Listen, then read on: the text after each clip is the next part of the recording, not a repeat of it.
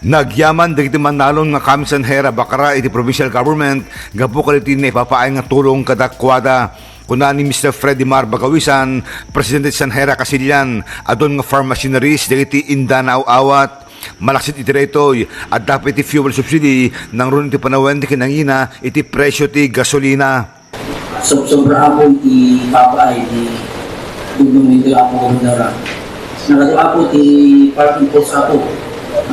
Farm machineries and so amin ako dito ba'y fuel subsidy ako.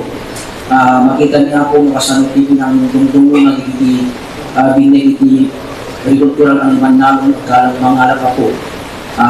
Takal iti makita niya ako, makalansya ako kasi iti parang ito sa ako libre.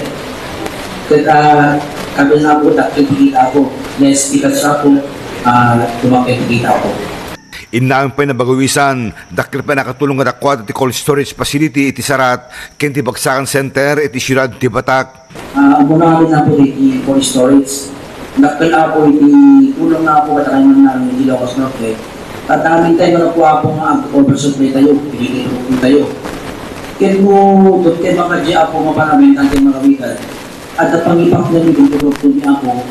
Dahil iti cold storage ako, handang bumabati ka dyan na kaya kung may presyo ako, siya nagpahiwan ng ibang tubig, kaya napitas tulong ako dyan. Dahil ito nga programa ti provincial government kredi Manalon, ti may sakal ti may pagpanakil ang nagapuanan iti administrasyon ni Governor Cilia Araneta Marcos.